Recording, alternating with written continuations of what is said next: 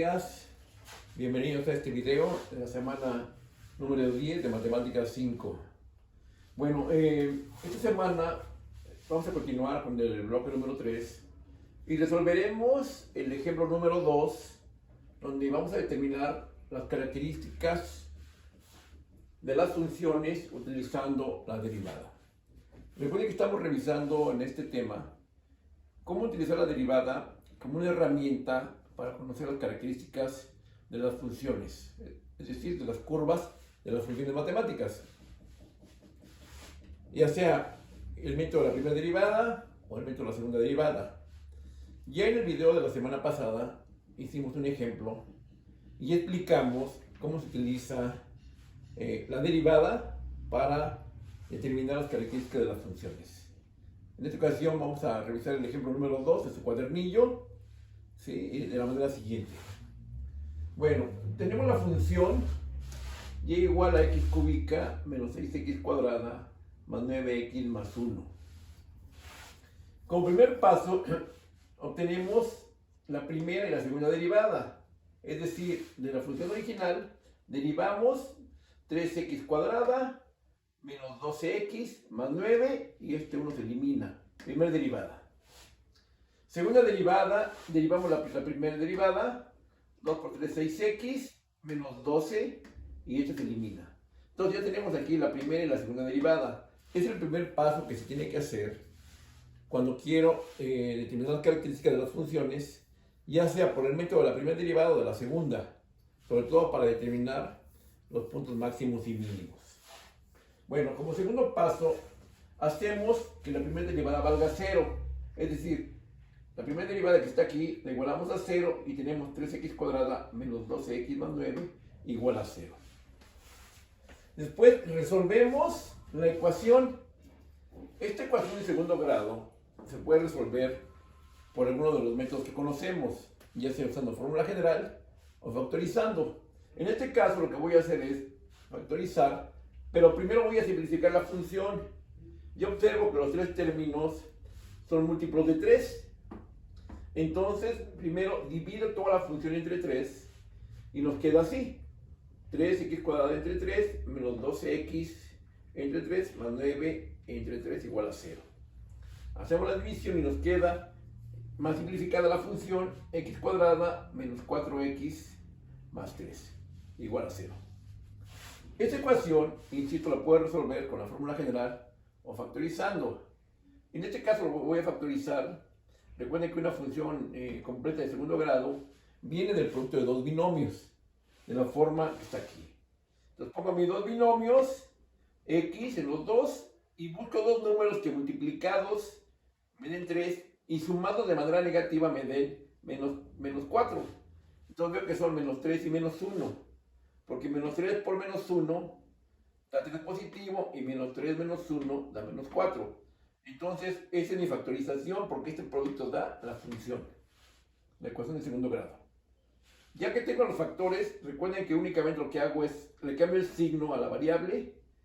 Entonces, x2 va a ser 3 y x1 va a ser 1. ¿Sale? Aquí no importa el orden, nada más que lo pongo así para que a la hora de graficar pues, se identifique primero. Los más cercanos al origen es x1 y los más alejados, positivos, sería x2.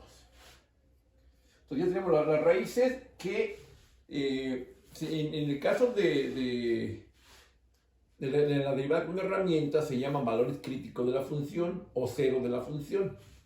Bueno, el tercer paso consiste en analizar con los valores críticos en la segunda derivada de la función. Vamos a determinar en cuál de ellos tenemos el punto máximo y el mínimo. Yo tengo los valores críticos, donde la pendiente vale 0. Es decir, uno de ellos es el máximo y el otro posiblemente es el mínimo. Pero ¿cuál es cuál? Para eso usamos el criterio de la segunda derivada. ¿Qué hacemos? Bueno, el primero, ejercicio A.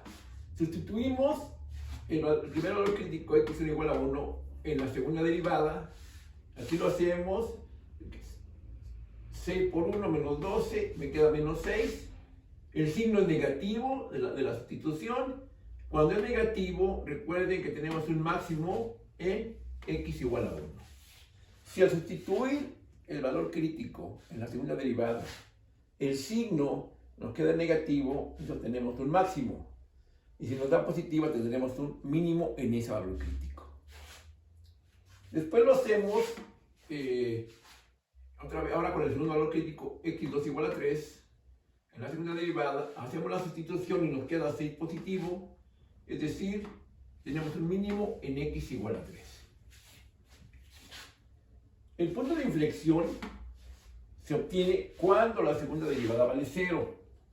Entonces, igualamos a 0 a la segunda derivada, despejamos y vemos que el punto de inflexión está cuando x vale 2.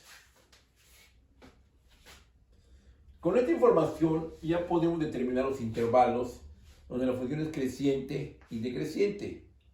Vemos que la función viene desde menos infinito, es creciente desde menos infinito hasta donde tengo el máximo. Y después de x, para valores de x mayor que 3, sigue también siendo una curva creciente.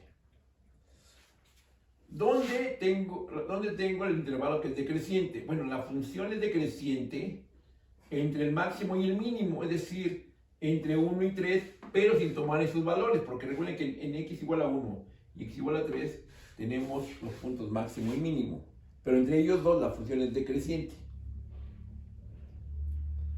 Ok, por último, recordemos que los puntos máximo, mínimo y de inflexión son puntos, es decir, tienen coordenadas x y y.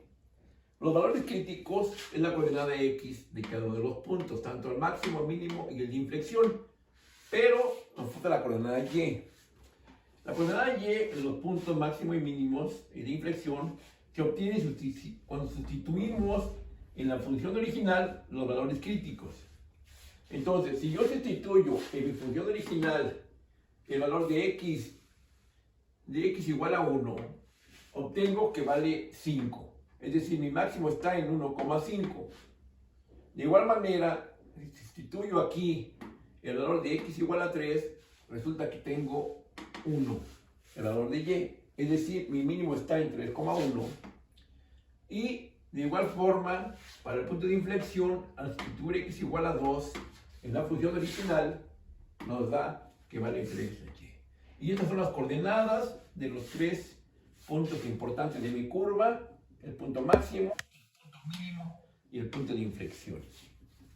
Si yo quisiera graficar esta función, puedo utilizar estos valores porque ya tengo la idea dónde están los puntos donde la curva cambia su concavidad o cambia de positiva a negativa su pendiente, y dónde cambia su curvatura, que es el punto de inflexión. No es necesario hacer las gráficas.